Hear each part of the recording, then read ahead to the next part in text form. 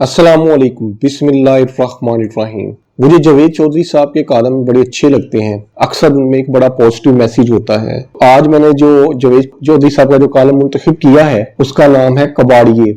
इससे पहले कि हम अपनी वीडियो का आगाज करें, अगर आप चाहें तो हमारे चैनल को लाइक और सब्सक्राइब कर दें और बेल आइकन का बटन दबा दें ताकि आपको हमारी आइंदा आने वाली वीडियो की बर वक्त इत्तला मिल सके। मौलवी साहब, इनका कोई फायदा नहीं, ये फजूल हैं। इनमें तो पकोड़े भी नहीं तोले जा सकते। कबाड़िए ने किताबें साइड पर रख दी। वो मेरी तरफ मुड़े और हंसकर बोले, मोहम्मद जावेद, तुम बताओ मैंने क्या कहा था। मैंने मुस्कुराकर सर हिला दिया। इनका हाथ पकड़ा और नीचे झुका, उनके सफेद बुराक हाथों पर बोसा दिया। वो कबाड़िए की तरफ मुड़े और कहा, तुम सारी फजूल किताबें साइड पर कर दो।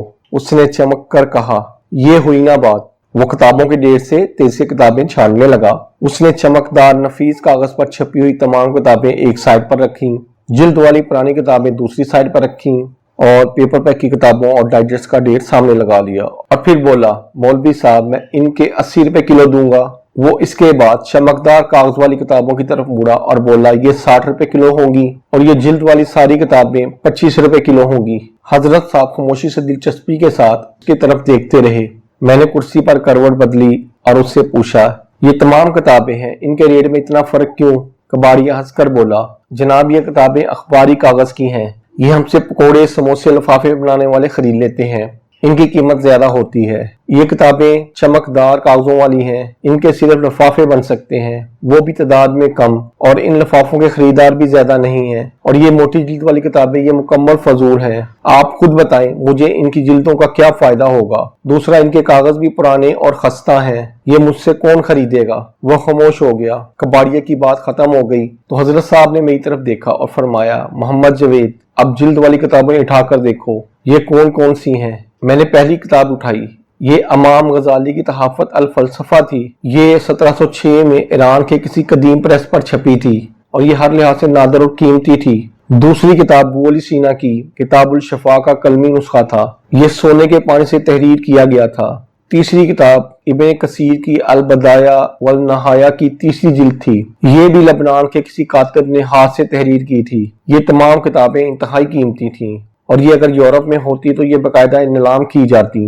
लोग बोले लगाकर ये खरीदते, लेकिन मेरे सामने बैठा शख्स मुंह में पीक संभालते संभालते कह रहा है, ये मेरे लिए फजूल है, मैं इनको 25 रुपए में खरीदूंगा, जबकि वो आम बाजारी डाइजेस्टों को 80 रुपए किलो के हिसाब से खरीद रहा था। हजरत साहब ने खादम को इशारा किया। उसने जिल्द वाली तमाम किताबें उठा ली और पेपर बक्स, डाइजेस्ट और ग्लेज पेपर मैगजीन कबाड़िए के हवाले कर दिए और वो उन्हें अपने मैले कुचैले स्लैपरों में रखकर तोलने लगा। मैं हैरत से ये देखता रहा। वो किताबें समेट कर चला गया तो हजरत साहब ने तमाम रुपए अपने खादम को दिए और फरमाया, ये अबू बकर के अकाउंट में जमा करा दीजिए, और हाथ झाड़कर मेरी तरफ मुतवज्जो हो गए। वो थोड़ी देर मुझे देखते रहे और फिर बोले, मोहम्मद जावेद। वो मुझे मोहम्मद जावेद कहते थे। इनका कहना था, चौधरी के लफ्ज से तकब्बर की बू आती है और ये मेरी पर्सनैलिटी के साथ सूट नहीं करता।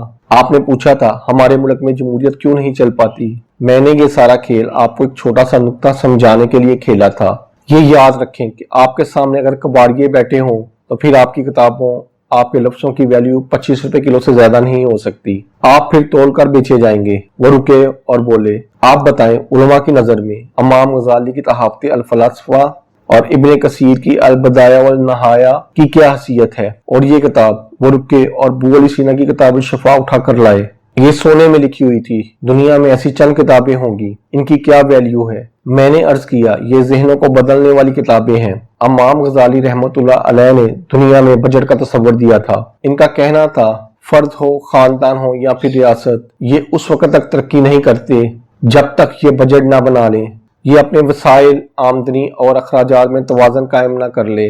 और दूसरा, इमाम गजाली रहमतुल्लाह अलैह ने इल्म को दीन दुनिया दो हिस्सों में तकसीम किया था। आपको आज दुनिया में जितनी भी तरक्की नजर आती है, इसके पीछे इमाम गजाली रहमतुल्लाह अलैह के दो फलसफे हैं। और ये किताब तहाफत अल फलसफा इमाम गजाली रहमतुल्लाह का हवाला है। अबू अली सीना मेडिकल साइंस का बानी था। इसकी किताब अल शफा सोने में लिखी और तोली जानी चाहिए। इब्ने कसीर इस्लामी तारीख का बानी था। इसने तारीख को बाकायदा फन की हैसियत दी। आप दुनिया की किसी यूनिवर्सिटी की कोई बड़ी लाइब्रेरी देख लें, वो इन किताबों के बगैर अधूरी समझी जाएगी। वो दिलचस्पी से मेरी बात सुनते रहे। मैं खामोश हुआ तो वो बोले, ये हुई ना बात। ہمارے مشاہیر آج بھی یورپ، امریکہ، جاپان میں پاپولر ہیں۔ کیوں؟ کیونکہ یہ علم پرور معاشرے ہیں۔ یہ کتابیں آج بھی وہاں نیلام گروں میں نیلام ہوگی، لیکن ہم کیونکہ بے علم اور جاہل ہیں، چنانچہ یہ کتابیں 25 روپے کلو میں بک رہی ہیں اور کباڑیے انہیں فضول بھی کہہ رہے ہیں۔ وہ رکے اور بولے، یہ یاد رکھو، علم کی قدر علم والے کرتے ہیں۔ آپ کباڑیے کے سامنے بیٹھے ہیں تو پھر آپ کی باتیں ہوں، لفظ ہوں، فلسفہ ہو یا تحقیق ہو، کوڑیوں کے باؤ بکے گی۔ وہ رکے اور فرمایا، آپ نے بڑے غلام علی خان کا نام تو سنا ہوگا، وہ کون تھے؟ وہ خاموشی سے میری طرف دیکھنے لگے۔ میں نے عرض کیا، وہ ہندوستان میں موسیقی کے سب سے بڑے استاد تھے۔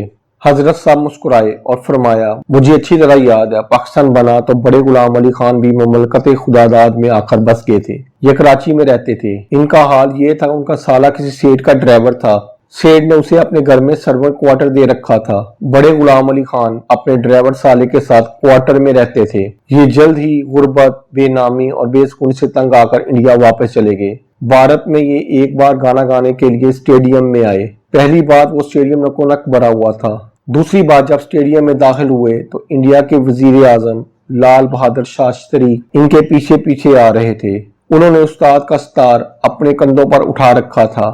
وہ رکے، لمبی سانس لی اور بولے، یہ فرق کیوں تھا؟ یہ اس لیے تھا، استاد بڑے غلام علی خان یہاں اس ملک میں کباڑیوں کے بیچ تھے، جبکہ وہ انڈیا میں جوہریوں کے پاس پہنچ گئے تھے۔ وہ رکے اور پھر بولے، دنیا کے سب سے بڑے ہیرے کا نام کیا ہے؟ میں نے عرض کیا، کوہ نور۔ وہ مسکرائے اور بولے، یس یو آر رائٹ، لیکن آپ جانتے ہیں یہ ہیرا کہاں سے نکلا تھا اور اس کے ساتھ کیا ہوا تھا؟ میں نے عرض کیا، یہ شاید گول کھنڈ کی کانوں سے نکلا تھا۔ وہ سر ہلا کر بولے، یہ سب سے پہلے خانہ بدوشوں کے ہاتھ لگا تھا۔ یہ ان کے لیے ایک رنگین پتھر سے زیادہ اہمیت نہیں رکھتا تھا، لہٰذا انہوں نے اسے گدھے کے گلے میں لٹکا دیا۔ کسی تاجر نے دیکھا تو اس نے کوئن اور جوتوں کے جوڑے کے بدلے میں خرید لیا۔ خانہ بدوشوں نے یہ خوشی خوشی اس کے حوالے کر دیا، لیکن یہ جب شاہی خاندان کے پاس پہنچا تو یہ بادشاہوں کے تاج کا حصہ بن گیا۔ یہ آج بھی ملکہ برطانیہ کے تاج میں لگا ہے۔ آپ اسے کباڑیے اور شاہی سوچ کا فرق دیکھ لیں۔ آپ اسے کباڑی اور شاہی سوچ کا فرق دیکھ لیں۔ وہ رکے اور لمبی سانس لے کر فرمایا، ہمارا معاشرہ بدقسمتی سے کباڑیوں کا معاشرہ ہے، لہٰذا فکر ہو، سوچ ہو، علم ہو یا پھر سسٹم ہو، ہماری نظر میں ان کی ویلیو 25 روپے کلو سے زیادہ نہیں، جمہوریت کوہ نور سے بھی زیادہ قیمتی اور ابن کثیر، بو علی سینا، امام غزالی کی فکر سے بھی اعلیٰ اور نازک چیز ہے۔ ہم کباڑیے اس کی قدر، اس کی قیمت سے کیسے واقف ہو سکتے ہیں؟ چنانچہ ہم جب بھی اسے دیکھتے ہیں ہم اس کا بھاؤ 25 روپے کلو لگا دیتے ہیں۔ ہمیں اگر جمہوریت کی قدر ہوتی، سیاسی جماعتوں سے لے کر عوام تک اسے سونے میں تولتے، ہم کوہ نور کی طرح اس کی حفاظت کرتے اور امام غزالی رحمۃ اللہ کی کتابوں کی طرح اسے چومتے، دل سے لگا کر رکھتے، لیکن ہم کیونکہ کباڑیے ہیں، چنانچہ پارٹیوں سے لے کے ملک تک ہمیں کسی جگہ جمہوریت نظر نہیں آتی۔ آپ یہ بھی یاد رکھیں، یہ ہمیں اس وقت تک نظر نہیں آئے گی جب تک ہم خود کو اس کے قابل نہیں بناتے۔ موسیقی ہو، علم ہو، کوہ نور جیسے ہیرے ہوں یا پھر جمہوریت ہو، یہ کبھی کباڑیوں کے ظرف میں نہیں سماتی۔ قوموں کو خود پہلے ان کے قابل بنانا پڑتا ہے، اور ہم ابھی قابلیت، اہلیت سے کوسوں دور ہیں۔ ہم ابھی جمہوریت کے جیم تک بھی نہیں پہنچے۔